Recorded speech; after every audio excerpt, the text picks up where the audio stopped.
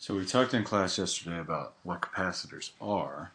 Now let's combine them as circuit elements within the same circuit. So again, in order to do this, what we're going to end up doing is basically we're going to recognize that Kirchhoff's rules are embedded in what we're going to come up with. So we're going to come up with a relationship for how you combine capacitors in parallel. We're going to come up with a relationship for how you combine capacitors in series. But all these are really sort of built on our two Kirchhoff's rules. So let's remember what those are first.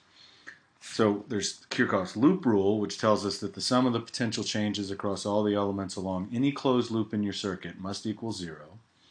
We said really this is just a statement of conservation of energy. And then there's Kirchhoff's junction rule, which is that all the current that enters a junction must equal the current that leaves a junction. So basically just everything that comes in has to go out. And again, this is just a statement of conservation of charge. So we're going to use these two rules to build our rules for how you combine capacitors. So for starters, let's talk about capacitors that are connected in parallel.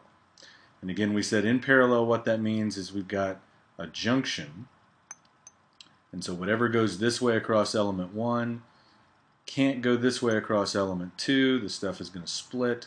One will go across element 1, the other will go across element 2, and then it'll recombine back over here in terms of thinking about current. Well, so for capacitors in parallel, again, in order to set up our relationship for how we need to combine these mathematically, let's start by applying our loop rule. So the first loop I'm going to pick is I'll start here in this bottom corner and I'll go across the battery. And again, I'll notice that I'm going from the negative terminal to the positive terminal, so that means I'm increasing in potential. So this is going to be a potential increase. I'm coming across this capacitor, and notice that I'm going from the positive plate to the negative plate, which means that I'm going in the direction, so the electric field is going to point down within this capacitor. So I'm going in the direction of the electric field across the capacitor, which means that I have a potential decrease.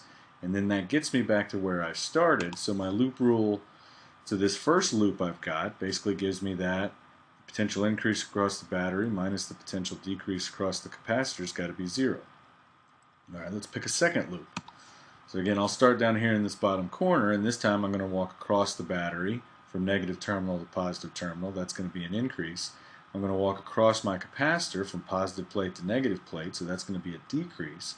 And there's not anything else that I cross within that loop, so that gives me a second equation that tells me that the potential increase across the battery minus the potential decrease across my capacitor also has to equal 0. Well, I look at these two equations, and it's really easy to see that basically what this tells me is that the potential difference across capacitor 1 has got to be the same as the potential difference across capacitor 2, and both of them happen to be the potential difference across the battery in this case, because we have a very simple parallel circuit.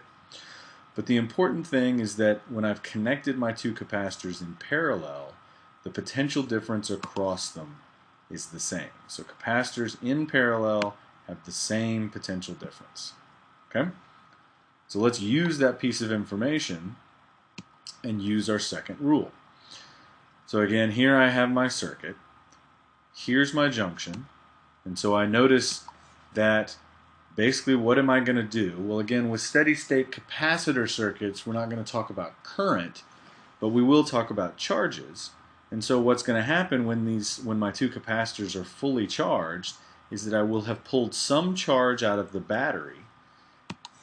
Some of that charge will have gone down this branch to now charge capacitor 1. The rest of that charge will have gone down this branch to charge capacitor 2.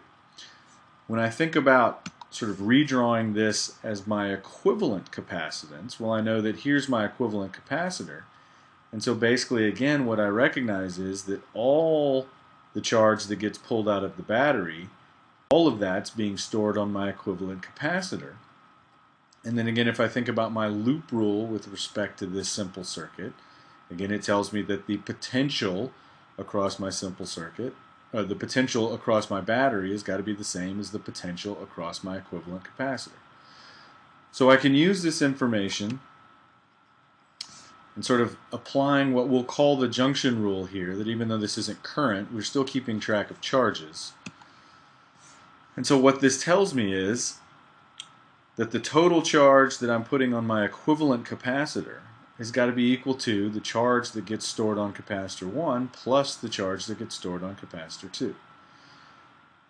When I use my fundamental rule for capacitors, so I can simply write this as CEQ times the voltage of the battery, right? My equivalent capacitance times the voltage of the battery, that's got to be the charge on my equivalent capacitor.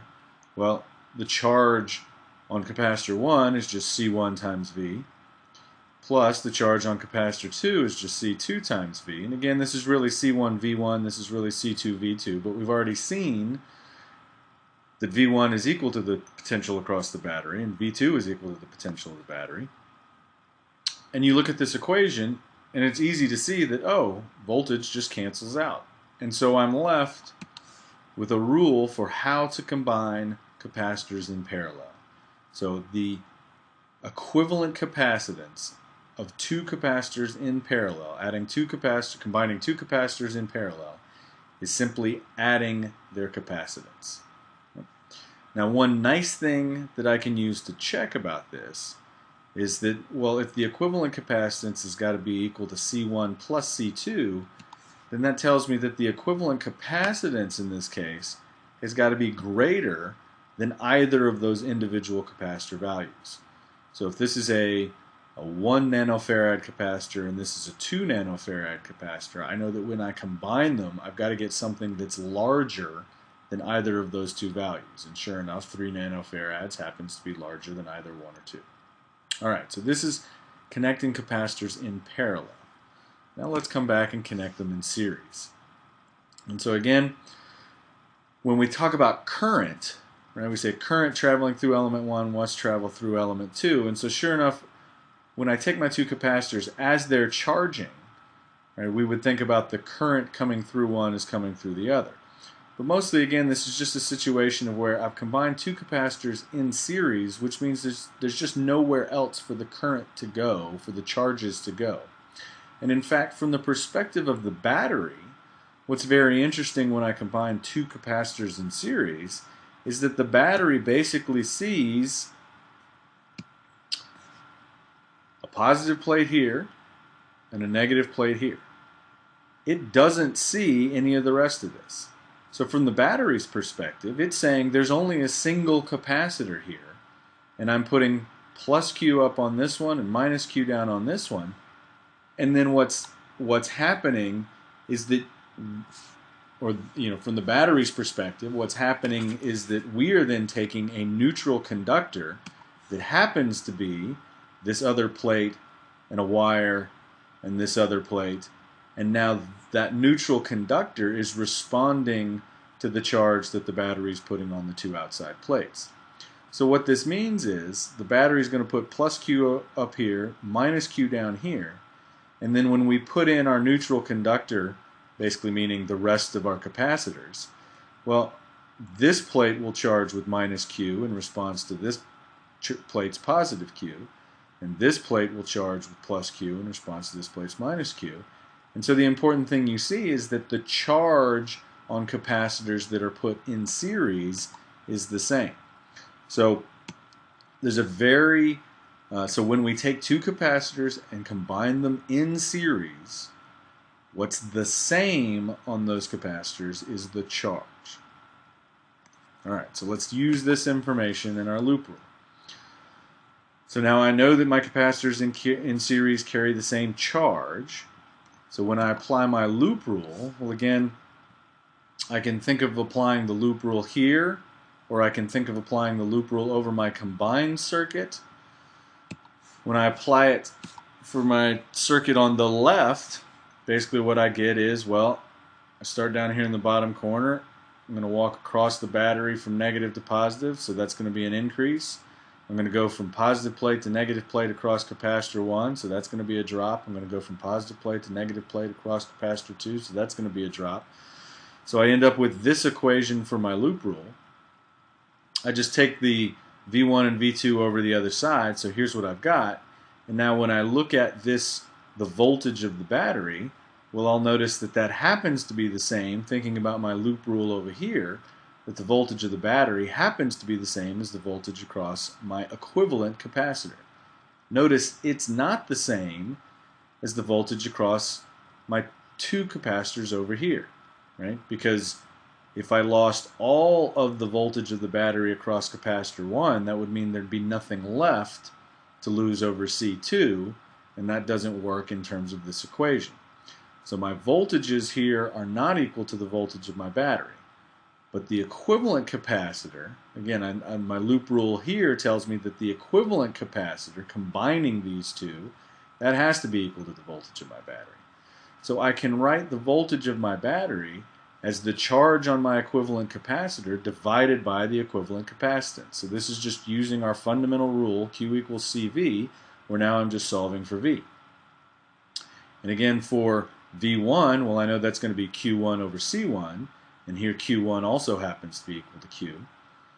V2 is just going to be Q2 over C2, but again, I know that I've put that same charge Q on capacitor 2, and so again, you notice that because all these capacitors share the same charge, I've got the same Q on top here, that just cancels out, and I'm left with my rule for combining capacitors in series. So this is 1 over the equivalent capacitance is equal to 1 over capacitor 1 plus 1 over capacitor 2. Now, a couple of things to sort of keep in mind here. One is we have a very simple check, and that's that the equivalent capacitance when I combine capacitors in series now has to be less than either C1 or C2. The most common mistake students will make is that they will solve this equation and forget to invert to get the equivalent capacitance. So one of the things that we'll try to very strongly emphasize in class is that you've got to remember, if you're going to use this equation to combine capacitors in series, that the equivalent capacitance requires one more step of inverting your answer when you combine 1 over C1 plus 1 over C2.